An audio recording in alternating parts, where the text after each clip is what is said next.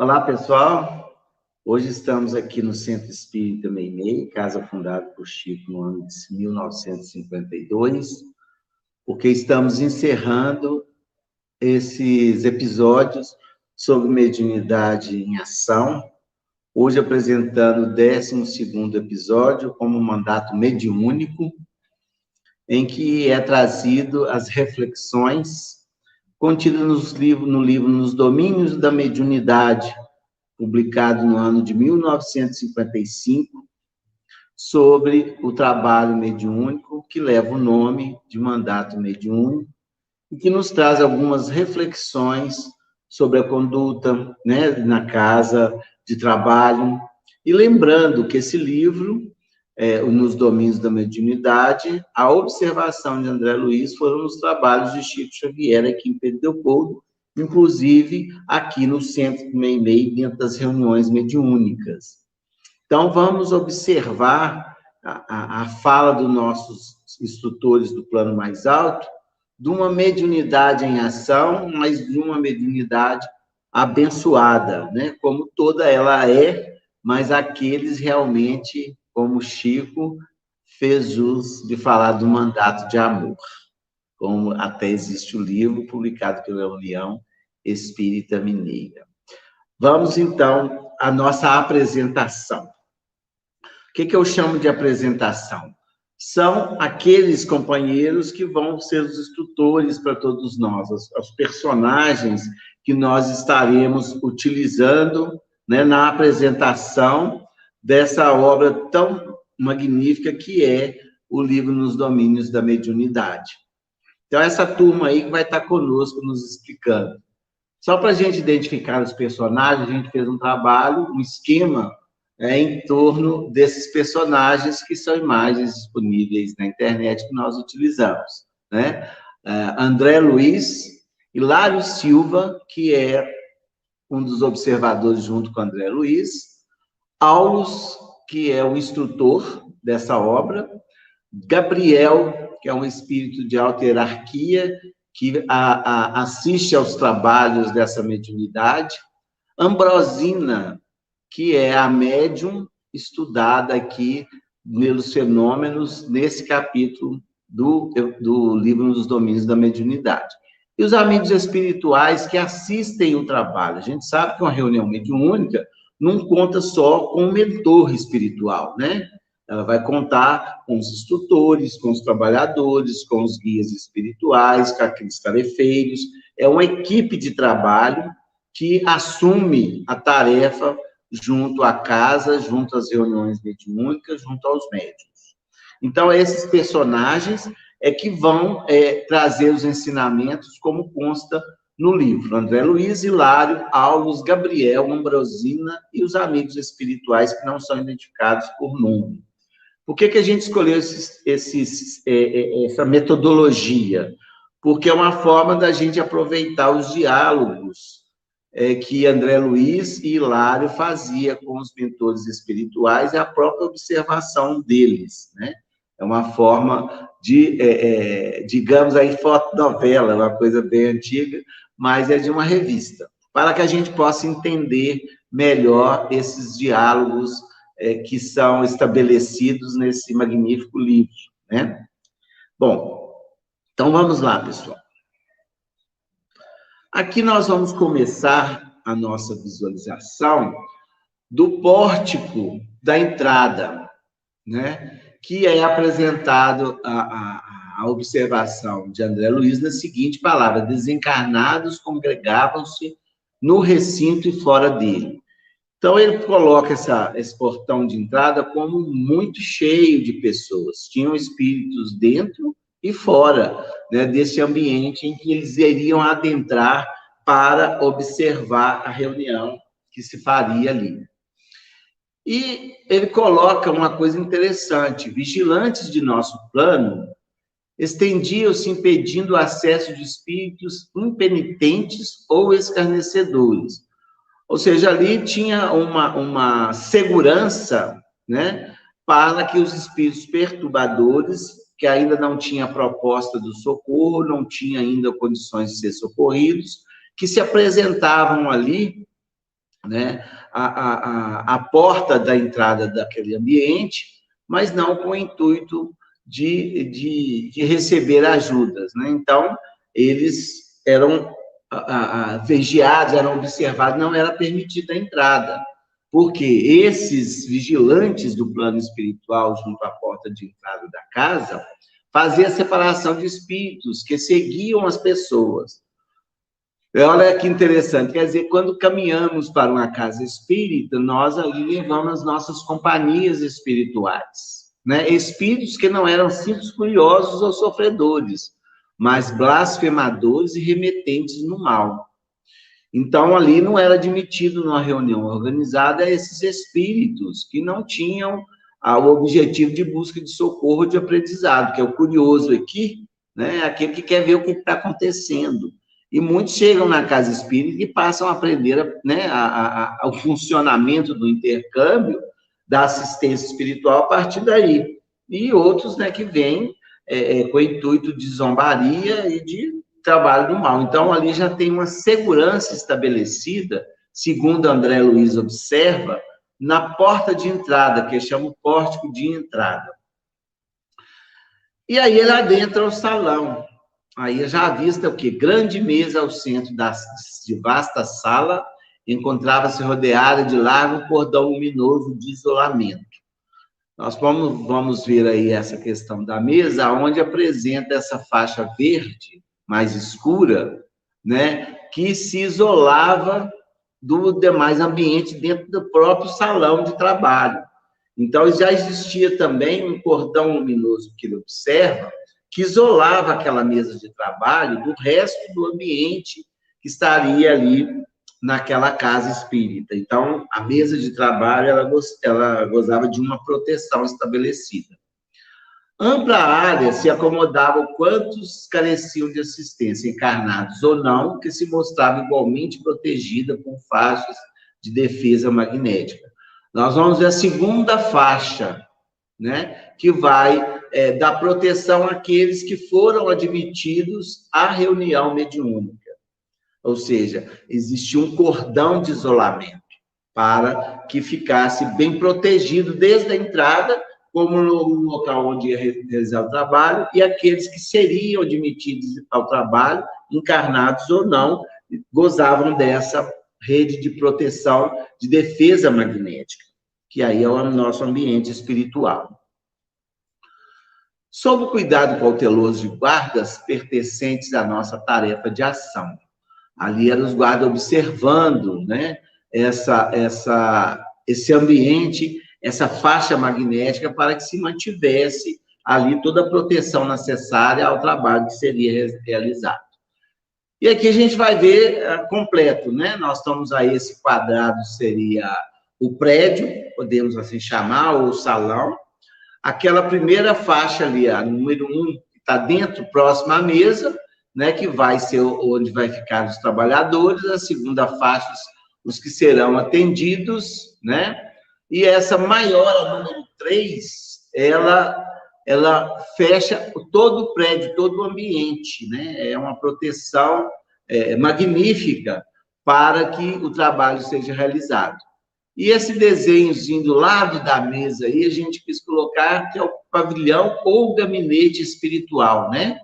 Que a gente, muitas vezes, quem trabalha na reunião mediúnica, sabe a projeção de leitos, de padiolas, de macas, medicamentos e outros aparelhos que ele até nos pede, a cautela até na locomoção e movimentação de móveis ou cadeiras, né? Durante o trabalho mediúnico, que, segundo a espiritualidade, são aparelhos muito sensíveis. E é o que Kardec trata no livro dos médiuns, chamado Laboratório do Mundo Espiritual. Então, a gente vê como que a cautela e o cuidado dos mentores espirituais, né, dos tarefeiros, dos trabalhadores, que cuidam do nosso ambiente, da nossa casa espírita, da entrada de espíritos, né, de assistência aos encarnados que ali comparecem. Então, é um trabalho intenso.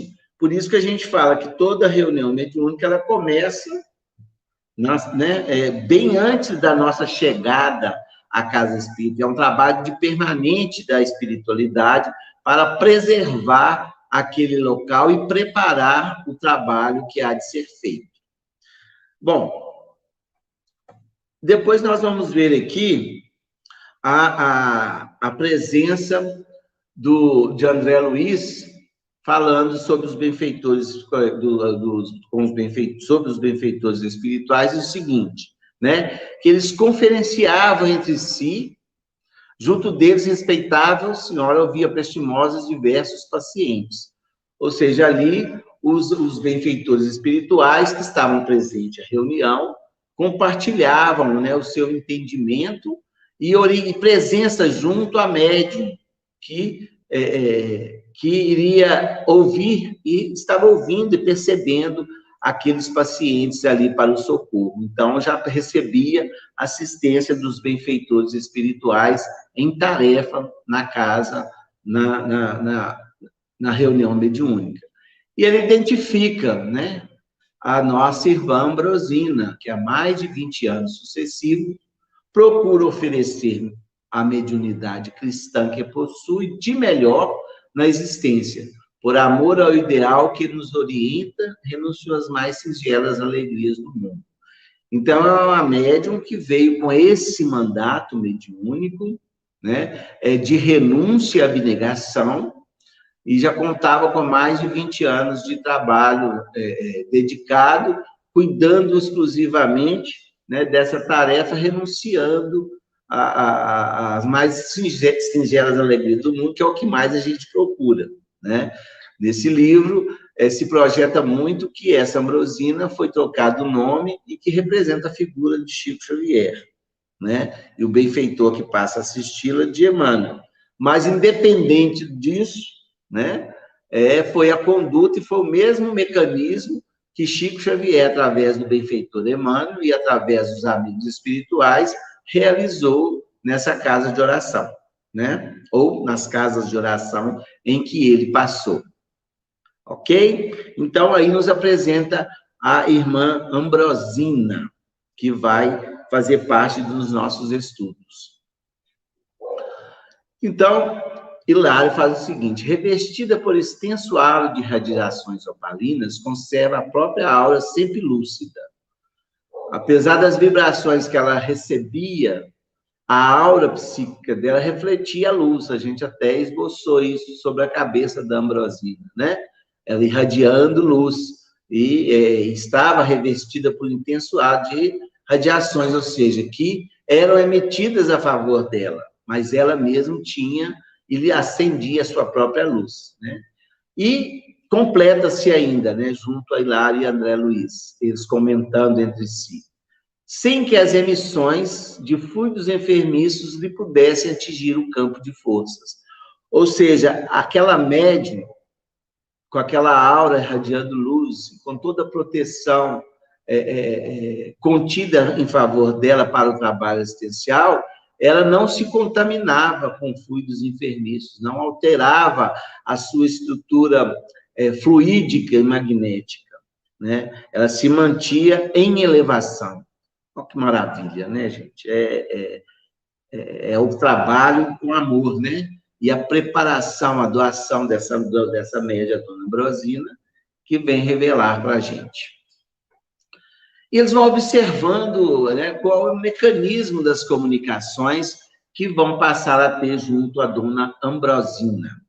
E eles acham interessante esse funil que apresenta na cabeça, no alto da cabeça da Dona Ambrosina, junto à sua aura psíquica, né?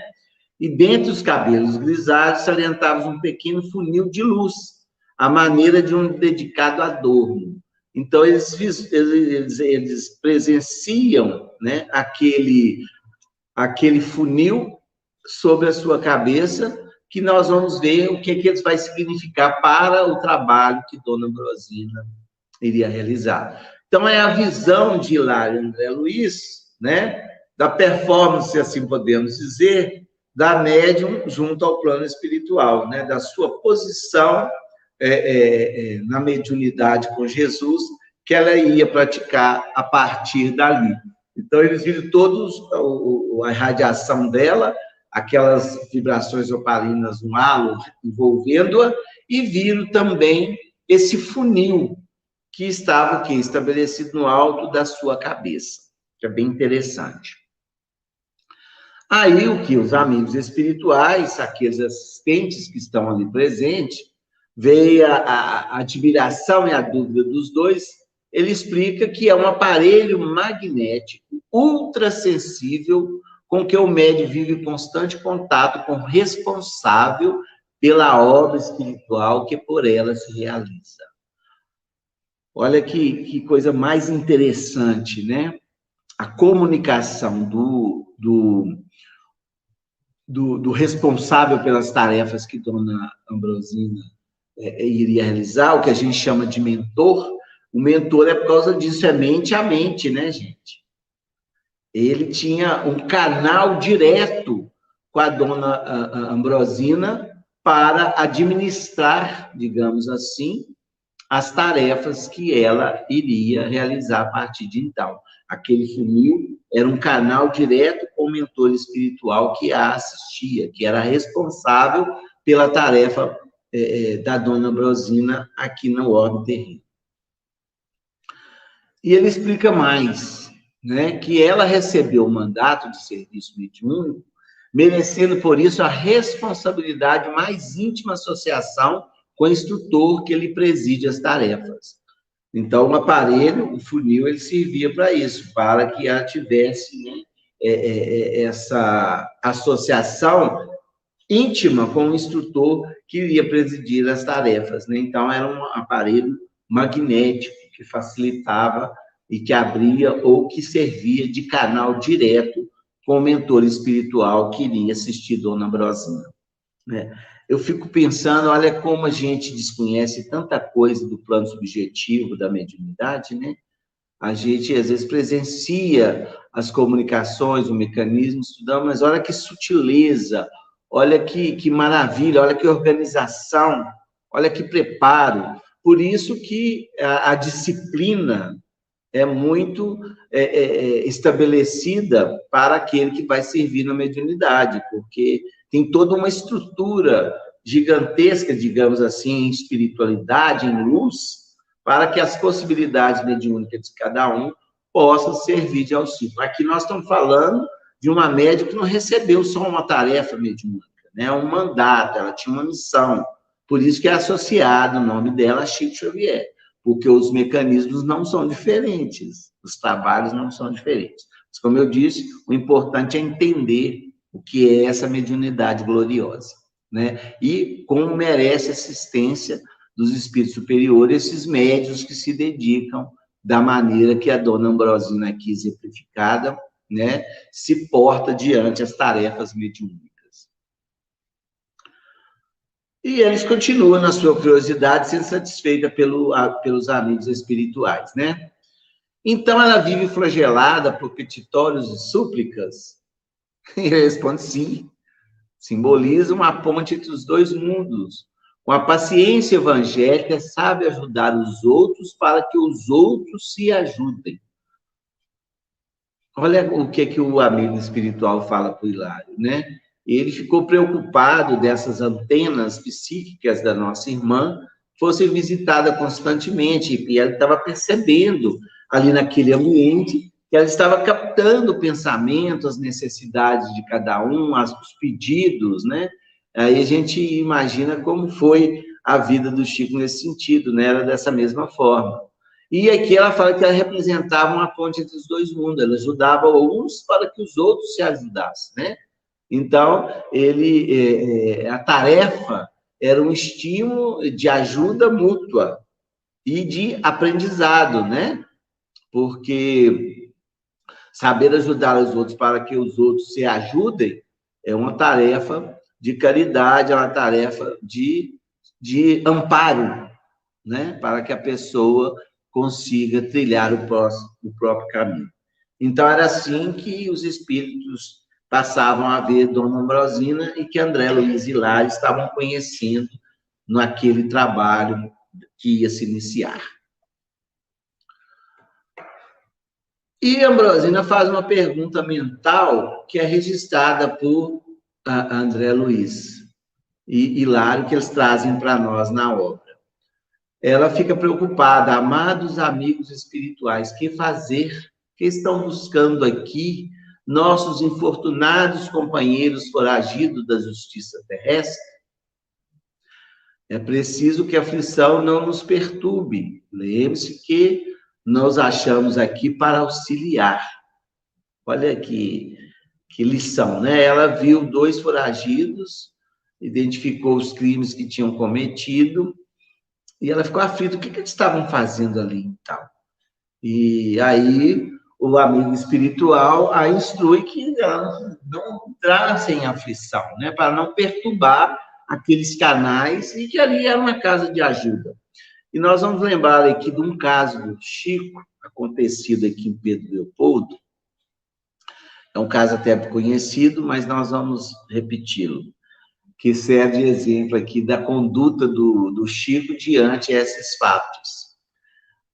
O Chico fazia peregrinação aqui até altas madrugadas, e nós somos aqui vizinhos, a nossa cidade é vizinha da cidade onde reside uma penitenciária, né, de detentos, e que, devido à proximidade, quando alguma rebelião surgia, eu lembro disso até na minha infância, acontecia muito, hoje não mais, que fugiam desse reduto de penitenciária, vinham para Pedro Leopoldo. E a gente tinha muito medo disso, porque eles anunciavam que era de alta periculosidade, enfim. E o Chico, terminando uma peregrinação, ele e o José Paulo Vigílio, um amigo que eu acompanhava nessas tarefas, estavam para passar numa praça aqui, perto até dessa casa, e de longe eles viram os dois fugitivos que tinham sido anunciados mais cedo com o uniforme da penitenciária, com aquele macacão numerado. O Zé Paulo entrou em pânico, queria voltar, queria correr, e Chico falou, não, meu filho, vamos seguir, nós temos que seguir. Mas, Chico, nós vamos passar perto deles, eles são malfeitores, vão nos agredir, pode até nos matar. Ele falou, nós temos que ir. Aí o Chico caminhou, quando chegou próximo, né, aqueles que estavam em delito, tiraram a arma. Mas o outro falou, estavam em dois, um tirou a arma, falou, não, esse aí é Chico Xavier. Coitado, ele não tem nada, não, tudo que tem é para dar para os outros. Nós não precisamos fazer nada, deixa ele embora. Aí o Chico ainda falou com eles assim, ó, não fica por aqui não, senão vocês vão ser pegos com muita facilidade, vai por ali.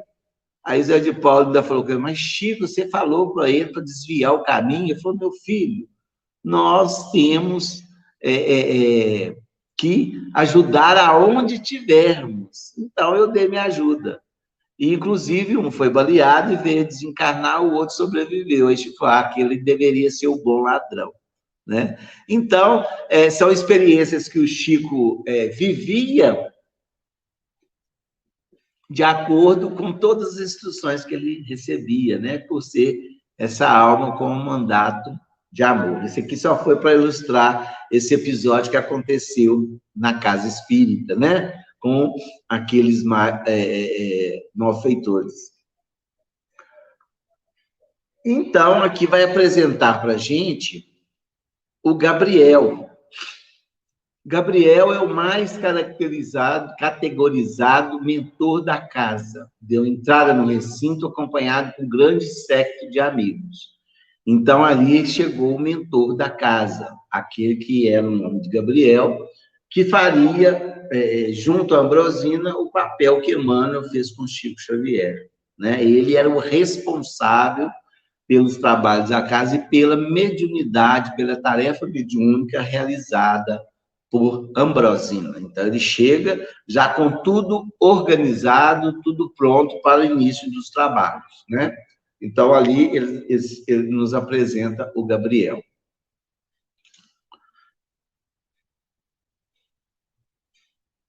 Bom, meus amigos, e o Gabriel, ele passa, né, a ter esse trabalho com o Chico Xavier. Desculpe, com Dona Ambrosina, nós estamos falando de Dona Ambrosina. Gabriel e Ambrosina planejaram a experiência atual, muito antes que ela se envolvesse nos densos fluidos da vida física. O que eles estão explicando? Que eles já tinham uma afinidade, um compromisso, um mandato mediúnico foi dado aos dois, né? Tanto aquele que seria médium, como aquele que seria o mentor. Ambrosina e Gabriel, Chico Xavier e Emmanuel, né? Então, como Emmanuel falava que acompanhava Chico desde a sua tenra de muito tempo e na encarnação desde a sua infância, né? Ele revela isso para Dona Carmen Perácio, apesar do Chico só vê-lo aos 21 anos assumindo o seu mandato mediúnico, que é um trabalho, né, muito bonito. Então, a gente vê que essa afinidade ela vem através dos tempos e já é um planejamento reencarnatório, né? Não é nada ao acaso. Aqui ela apresenta a mesa dos trabalhos que iriam realizar, né? A mesa orientadora dos trabalhos com 14 pessoas. Gabriel se postava ao lado da médium, aplicando-lhe passes de longo circuito, como a prepará-la. O condutor da reunião pronunciou sentida prece. Foi lido um texto edificante do livro doutrinário, cuja escolha respondeu à influência de Gabriel. Então, o mentor, ele influencia até na escolha da lição, né? As pregações eram arremessadas no ar com endereço exato. Ou seja, aquela que a gente fala da carapuça, né? Que cada um recebe de chofre aquela orientação, aquele despertar, através de um estudo doutrinário, de uma leitura. Por isso, nos é recomendado sempre a gente estar voltado à leitura e meditação das obras que nos são orientadoras. Então, a mesa de serviço era como se eu tivesse, através da prece, aquela reunião, né, mental, magnética, luminosa, que endereçavam aqueles ensinamentos a cada coração, a cada mente necessitada, segundo observações de Hilário e André Luiz. Aqui, gente, acontece um negócio muito interessante que nos mostra a ligação mental, né, que se tem entre Dona Ambrosina e o mentor Gabriel. Entre Dona Ambrosina e Gabriel, destacava-se agora a extensa faixa elástica de luz azulínea. E amigos espirituais prestos na solidariedade cristã, nela entravam e, um a um, tomavam o braço da medianeira. Não entrava, não era nela, Dona Ambrosina, era na luz azulínea. Então, tá vendo? Vamos ver a aura psíquica da Dona Ambrosina, ali se revelando luminosa, aquele funil já apresentado, né, como o canal, e a emissão mental ou ligação mental do mentor Gabriel junto a Ambrosina, né? E os espíritos que eu comunicar através dela entravam nessa luz azulínea, que estava estabelecendo uma relação entre Gabriel e Ambrosina. E aí a gente vai entender, né? Que quer dizer que para efetuarmos uma comunicação por intermédio da senhora, será preciso sintonizar com ela e com o orientador ao mesmo tempo? Olha a pergunta que André Luiz fala. Né? Então, se eles estavam ligados pelo pensamento, pelas energias magnéticas, então, para comunicar com a Ambrosina, tinha que ter uma sintonia com o Gabriel? O que vocês acham, hein, gente? Nesse mecanismo aqui da mediunidade. Aí o Aulus responde, né? Um mandato mediúnico reclama ordem, segurança e eficiência. Não se pedirá a cooperação sistemática do médium sem oferecer-lhes as necessárias garantias. Aí está explicado o porquê disso tudo. Foi oferecido esse mandato, mas foi oferecido toda segurança e amparo, cooperação, para que o médium tivesse as garantias do seu trabalho, né? A confiança. E isso cabia, então, àquele que era o mentor. E Aulus que traz essa instrução para André Luiz e Hilário, mostrando que aqueles espíritos que iam comunicar através de Dona Ambrosina também estavam sintonizados, estavam sob a administração psíquica do nosso mentor espiritual, no caso aqui exposto, o nosso Gabriel. Olha, então aí a gente vê um mecanismo da mediunidade gloriosa, de um mandato mediúnico, e toda essa assistência, toda essa estrutura energética e psíquica que o médium tem que estar preparado para oferecer, né? E aqui, gente, a gente também nas nossas reuniões mediúnicas, nós falamos, né? Sempre no final a gente tem aqueles nomes que foram escritos nos cadernos, aqueles cuja assistência a gente pede misericordiosamente no final do nosso trabalho. Então, o que que nos explica aqui? Como é esse mecanismo, que eu achei muito interessante nessa obra também. Um grande espelho fluídico foi situado junto da médium por trabalhadores espirituais da instituição. Então, ali foi colocado tipo um espelho diante da médium. Com espantosa rapidez, cada pessoa ausente nomeada nas petições da noite surgia ante o exame dos benfeitores que à distância contemplavam a imagem. Achei isso fantástico. Então, na hora que a gente está fazendo a prece, pedindo por alguém à distância, que não está ali presente, era projetada a imagem no espelho fluídico que permitia a avaliação dos mentores espirituais da situação daquele paciente, ou daquele que nós estávamos buscando a prece, né? Recolhiam-lhe os pensamentos e especificavam-lhe as necessidades, oferecendo solução possível aos pedidos feitos. Mas olha o que nos conta André Luiz, que através dessa projeção, desculpem, da imagem daquele paciente, eles recolhiam os pensamentos. E através dessa necessidade que o outro se apresentavam, eles faziam o quê? Buscavam alguma solução aos pedidos feitos. Por isso que quando a gente, numa reunião, vai pedir um socorro, a gente tem que avisar o paciente para que esteja em casa naquele horário, para que faça uma prece, para que faça a sua rogativa, para que coloque uma água para ser magnetizada. Porque senão não há necessidade. Vai projetar aquela pessoa no local onde não é permitida assistência, onde o pensamento dele não está direcionado, né, para buscar o socorro, não vai ter como fazer uma avaliação, nem como ajudar. Então, muitas vezes, a gente acha que uma pessoa está necessitando tanto, a gente coloca o nome, mas ela não está preparada, né, para essa projeção diante aos mentores espirituais, para que possam fazer essa avaliação, né, e levar o socorro possível. Então, normalmente, a gente tem que estar sabendo aonde a pessoa vai estar naquele instante, para que a espiritualidade consiga buscar alguma ajuda possível, né? E Dona Ambrosina, sob o comando de instrutores que se revezavam ao serviço assistencial, psicografava sem descanso, né? Nós vemos aí o trabalho de Chico com o receituário do Dr. Bezerra de Menezes, por tanto tempo, das cartas consoladoras, dos conselhos, das indicações que vinham com intuição, enfim, era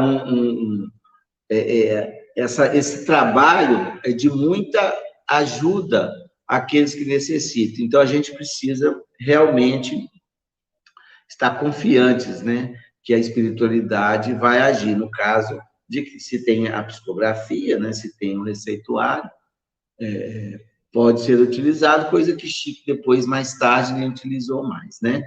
Bom, então essa aí é a visão daquela assistência espiritual que nós pedimos no final da nossa reunião.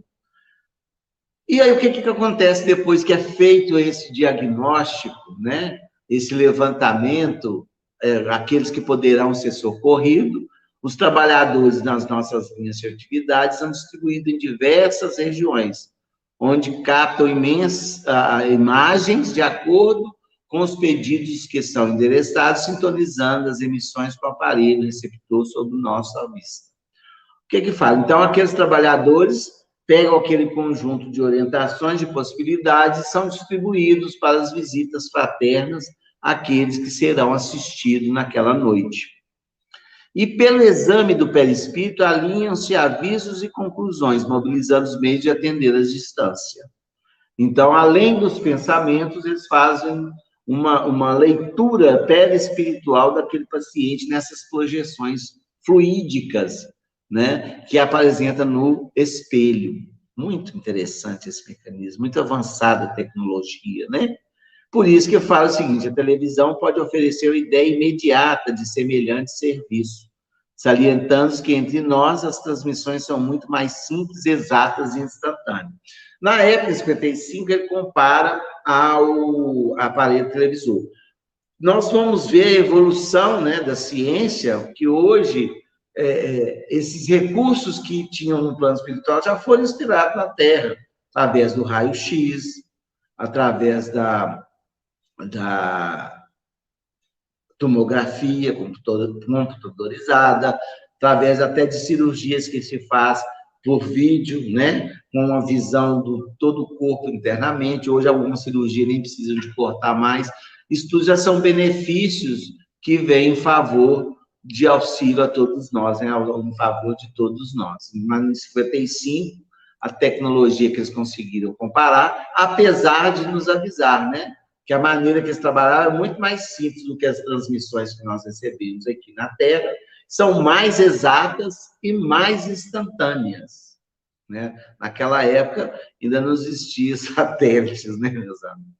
Então, a gente vê a própria evolução, né, do plano espiritual, que a gente sabe disso, as coisas vêm de lá para cá, os cientistas, os pesquisadores trazem muitas sugestões que pegam no plano espiritual, mesmo sem o saber, e aplicam em socorro à humanidade. E aqui ele nos dá uma observação que eu achei bem interessante. A gente que tem mania de ficar julgando, querer comprovar a mediunidade, né? Em virtude do número habitualmente enorme dos aflitos, com obrigação de ajudar, de improviso, não podem, de momento, ajuizar se estão recebendo informações acerca de um encarnado ou de um desencarnado. Porque a gente esquece que um desencarnado é vivo, e tem perispírito, e tem pensamento, tem os afetos que pedem por eles. Então, na hora que esse é projetado no espelho, né, eles não sabem. Muitas vezes, a gente, quando coloca no caderno, a gente fala que é desencarnado. E é muito importante, né? Porque a assistência advém aonde tiver a necessidade, os espíritos estão ali para isso. Mas a gente, às vezes, quer invalidar uma mediunidade, eu falo, mas ele recebeu casos de desencarnado. O Chico chegava a perceber, né? Porque tem um caso de um que quis testar essa mediunidade do Chico e pede um auxílio para um familiar que estava mal, enfim. O que Chico escreveu? E dobrou o papel, que ele foi ver depois, e ficou saindo rindo, achando que tinha enganado Chico, né? Então, ele precisa de orações. Ore por essa pessoa, porque ali ele conseguiu identificar, porque lá fala que não é nem sempre, às vezes pode ocorrer, devido àquele tanto de pedidos a ser atendido na noite, todos são de improviso, que são imediatos, como falou, é uma tela que se transmite, os amigos espirituais já são enviados para o socorro e para a assistência possível naquela noite. Então, gente, é maravilhoso esse mandato mediúnico, essa tarefa mediúnica de socorro à humanidade, que nos é apresentada através da mediunidade da Dona Ambrosina, né? Caminhando um pouco mais no nosso estudo, nós vamos ver aqui a palavra do nosso Aulus em favor do médium, né? O médium digno da missão do auxílio deve trabalhar e estudar por amor. É por isso que muitos começam a jornada e recuam. É verdade, né? Não se tem essa entrega necessária para que a sua produção mediúnica venha realmente a ajudar e auxiliar todos aqueles que necessitam dessa interferência, ou mesmo a confiança dos espíritos superiores para o trabalho ser efetivado. Eu volto a lembrar né, do contrato do Chico, né? Disciplina, disciplina e disciplina. Né? Através disso aí, Chico desenvolveu, porque ele já tinha um amor no coração, né? Então, a gente precisa realmente estudar e amar muito o que faz na tarefa mediúnica, porque muito de nós não conseguimos concluir a tarefa. Como nós vamos ver lá no livro Os Mensageiros, um capítulo destinado a médiuns falidos. No livro também Registros Imortais, obtido aqui nas reuniões mediúnicas através das gravações, tem uma passagem que o Barros de Fournier nos fala isso, né? Que ele teve acesso no plano espiritual em arquivo de pessoas que se candidataram a médios e vieram para o trabalho, né? Aí ele coloca um mas, né, muitos acreditavam que não eram dignos, outros confiavam mais na interferência dos obsessores, outros se perderam, aquela semente, né? O semeador saiu a semear, né? Um fica na rocha, os espinhos abafam, só o que cai em terra boa é que dá frutos, né? Então, é assim a mediunidade gloriosa, é o mandato mediúnico, que, no caso da Dona Ambrosina, era uma médium com todas as possibilidades de assinar esse contrato antes de reencarnar e cumprir a sua tarefa junto com o mentor Gabriel. E aqui fala uma outra coisa para nós sobre a questão dos médiuns. Não atribuamos ao médium obrigações que nos competem, nem guardemos da mediunidade funções milagreiras, porquanto só a nós cabe o serviço árduo da própria ascensão. Aqui, Aulus dá essa instrução devido a muitas vezes achar que o médium é um santo, um médium ele vai resolver tudo. Não, nós temos um trabalho a realizar, independente da assistência espiritual que advenha nas casas que frequentamos, naqueles que buscamos ajuda. A ajuda a gente sempre precisa, né? Para que a gente se mantenha em caminho. Mas o esforço é de cada um, né? A mediunidade, ela vem como um remédio, vem como um lenitivo, vem como uma orientação, como um alívio, trazendo a nós possibilidades de socorro para que a gente possa prosseguir. Então, nós não temos que ficar entabulando ao médium, né, obrigações que nos competem, né, resolver e caminhar. Então, aqui é uma orientação que nos é trazida. Aqui ele vai mudar um pouco o roteiro, porque, aproveitando essa mediunidade do mandato mediúnico, ele vai adentrar numa sala de passes, aqui agora, né? Eles vão visitar e observar um trabalho do passe, que é apresentado da seguinte forma. Nesta sala, possuímos uma espécie de altar interior formado pelos pensamentos, preces, aspirações de quantos nos procuram, trazendo o melhor de si mesmos. Então, ele fala da Câmara de Paz, como a gente fala, né? Como se fosse um ambiente de uma sala de cirurgia. Ali existe todo o aparato energético, né? Acumulação de energias favoráveis para o socorro ou transfusão de energias fisiopsíquicas, aqueles que batem à casa espírita buscando o socorro do passe. E aqui ele pega 2 médiuns passistas para exemplificar para a gente a beleza daquele médium preparado para o passe. Clara e Henrique nimbavam-se de luz, se mostravam espiritualmente mais livres em pleno contato com os benfeitores presentes, mantinham o espírito em comunicação com invisível e profundo manancial de energias silenciosas. Registravam-lhe as instruções através dos recursos intuitivos. Então, aqui, eles pegam esses 2 passistas, para exemplo, mostrando que a condição espiritual desses médiuns passistas de registrar também a presença dos mentores espirituais para efetivar-se o trabalho de assistência magnética, né? Quando ele fala mais livre espiritualmente, é através do perispírito, né? A gente sabe que há um afrouxamento perispirítico quando as nossas vibrações se intensificam. E, através da intuição, eles recebiam a maneira que poderiam tratar ou socorrer aqueles pacientes ali para o trabalho de passes. E uma pergunta muito clássica, né? E os médiuns são invariavelmente os mesmos? Sim, contudo, em casos de impedimento justo, podem ser substituídos, embora nessas circunstâncias se verifique inevitavelmente pequenos prejuízos resultantes do natural desajuste.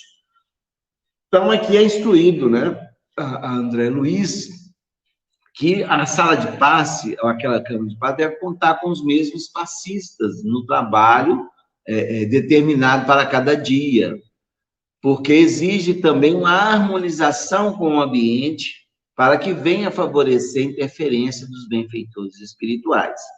Óbvio que todo mundo na vida pode ter um impedimento, mas aqui fala impedimento justo, não é qualquer impedimento, né? E que o médium passista tem que ser substituído para que o trabalho seja realizado, mas é aquele espírito que dá alguns prejuízos, que é uma coisa natural, né, que causa um desajuste, porque é uma vibração diferente no mesmo ambiente. Então, nós temos que tomar muito cuidado com isso nas casas espíritas. A gente vê muitas pessoas que se candidatam ao trabalho de passe, mas vai o dia que quer. E muitas vezes você convida aquela pessoa, contra aquela pessoa, você convida para, hoje eu não vou aplicar o passe, não. Pode pôr outro. Não é dessa maneira. A equipe de passe, ela tem que ser registrada na casa, como são os trabalhadores da parte espiritual. Tem que ter um compromisso de estar ali na tarefa do passe. Não é uma coisa de qualquer maneira, segundo nos mostra aqui as explicações de Aulos para André Luiz e Hilário. E aqui nos dá uma lição sobre a prece, né? Em quase todos os estudos sobre tarefa mediúnica, a prece ela está presente como a mola propulsora ou angariadora de recursos que vai favorecer a tarefa. E Aulos diz o seguinte: a oração é prodigioso banho de forças, tal a vigorosa corrente mental que atrai. Por ela, Clara e Henrique expulsam do próprio mundo interior os sombrios remanescentes da atividade comum que trazem do círculo diário de luta e sobem do nosso plano as substâncias renovadoras que se repletam. Aqui, através da oração, Aulos nos explica que há uma expulsão das energias naturais ou mais materiais, né? Nem fala de energias negativas, como a gente até entende, é do mundo interior sombrios remanescentes das atividades comuns, né? Que trazem, que toda atividade que nós realizamos, ela nos deixa um estado energético, né, diferente. Então, ali, como se tratava de um trabalho de ordem espiritual, através da prece, se expulsavam aquelas energias que não seriam favoráveis ao trabalho daquele instante e absorviam do ambiente, do plano espiritual, as energias que vinham completar ou necessárias para o trabalho de renovação energética, psíquica, espiritual e física que o passe vinha a oferecer. Muito interessante essa parte aí.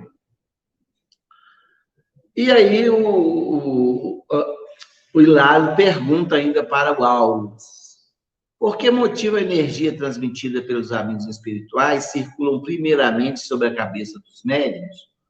Olha a informação que nos traz aqui essa pergunta de Hilário. Ele via que as energias que eram emitidas pelos mentores espirituais, ou que o médium absorvia do ambiente, passavam primeiramente pela cabeça, ou seja, pela mente, pelo cérebro, daqueles médiuns que estavam ali trabalhando. E aí Aulos traz a explicação, né? O pensamento influi de maneira decisiva na doação dos princípios curadores. Sem a ideia iluminada pela fé e pela boa vontade, um médium não conseguiria ligação com os espíritos amigos que atuam sobre essas bases. Ou seja, aqueles dois médiuns estavam bem sintonizados com as bases que utilizam os espíritos para o trabalho, né? Que é a fé e a boa vontade. Olha que interessante. Eles ali com toda a sua doação, né? Seu preparo, através da fé iluminada, uma ideia voltada para o bem, e a boa vontade de servir. Então, ali eles encontravam sintonia com o plano espiritual para assistência fluidomagnética daqueles que estavam ali na Câmara de Passes. É bem interessante essas observações, essa visão que André Luiz e Aulus André Luiz e Hilário, perdão, busca das suas observações e que o instrutor Aulus passa a orientar e chega até as nossas mentes, as nossas mãos, né? Esse conhecimento fantástico desses mecanismos de socorro espiritual em favor de todos nós. Eu fico bem feliz quando a gente busca nesses livros essas explicações que vêm a nos ajudar, a nos trazer o conhecimento e, acima de tudo, né, nos mostrar a responsabilidade que existe num trabalho mediúnico. E aí, Paulo conclui essa parte do pensamento e da prece, né? Em fotografia, precisamos da chapa impressionável para deter a imagem, tanto quanto em eletricidade, carecemos do fio sensível para a transmissão. Aqui, quem é mais antigo lembra daqueles filmes, né? Em que batiam as fotos para depois revelar. Hoje, elas já são instantâneas no próprio celular, mas existe ali todo um mecanismo, não existe essa chapa visível, mas existe aquela tela do próprio celular que faz o papel da chapa, né? E o fio, hoje nós temos algumas transmissões bem elaboradas para transmissão da luz, né? E o fio continua aí, né? Nos auxiliando. No terreno de que carecemos do fio das vantagens espirituais, é imprescindível que o candidato apresente uma certa tensão favorável. Essa tensão decorre da fé. Então, ele faz essa comparação desse condutor, né, como o fio elétrico, a chapa, para receber aquela luminosidade. Então, um fio que nos conecta com o plano superior, que nos possibilita o trabalho, decorre da fé. Essa energia que é transmitida para a nossa conexão com o mais alto, né? É muito bonito essas instruções que Aulus nos apresenta. E ele vai terminando o trabalho, depois de muita surpresa. Eles usaram um óculos ali que favoreceu também a visão de muita coisa, né? Como a gente sabe, que é lá do psicoscópio, que nos apresenta esse aparelho magnífico no livro dos domínios da mediunidade. Ele termina dizendo o seguinte: reverenciemos, pois, o espiritismo e a mediunidade como dois altares vivos no templo da fé, compreendendo, por fim, que a glória reservada ao espírito humano é sublime e infinita no reino divino do universo. Então, com admiração, André Luiz reverencia a doutrina espírita, né? E a mediunidade como dois altares vivos da fé, devido a esse magnífico trabalho que lhe foi permitido a acompanhar e entender com os olhos do Espírito, e que nos entrega esse livro magnífico chamado Nos Domínios da Mediunidade para a nossa compreensão de um trabalho de intercâmbio. A eles, né, a nossa gratidão infinita, esses que trabalharam nos trazendo uma obra tão fantástica através das mãos do nosso querido Chico Xavier, e não só das mãos, mas também do trabalho observado que ele trabalhou, né, aqui e nas casas que ele transitou, permitindo estudos tão valorosos em torno da mediunidade, porque ele separou aqui espiritismo e mediunidade. A mediunidade sempre existiu, mas ela é um condutor, ela é quase aquele fio que é falado para nos conectar, né? E a doutrina espírita é essa luz que precisa, muitas vezes, desse socorro da espiritualidade que estão em planos mais elevados a acender as nossas luzes aqui no plano físico, né? A nossa gratidão infinita a esses que trabalharam para nos chegar a lume informações tão valiosas. Então, meus amigos, nós vamos caminhando para o final desse nossos episódios aí de mediunidade em ação. Vamos refletindo, vamos revendo os vídeos, vamos pegando os livros, vamos estudando, porque mediunidade a gente estuda sempre, sempre, sempre. Tá bom? Então, aqui, encerrando, ele nos traz o seguinte: revestido de radiações luminescentes, dando-nos a nos entender que se despedia de nós igualmente. Em prece, recolheu-nos num abraço e partiu. Assim termina a visita de Aulos junto a Hilário e André Luiz, e assim também termina o nosso encontro sobre mediunidade em ação.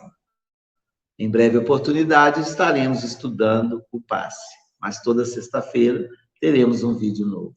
Rogando a Jesus que nos abençoe, rogando a espiritualidade amiga que esteja sempre conosco, nós encerramos aqui no Centro Meimei esse nosso ciclo de estudos sobre mediunidade e ação. Um abraço a todos. Fiquem com Deus.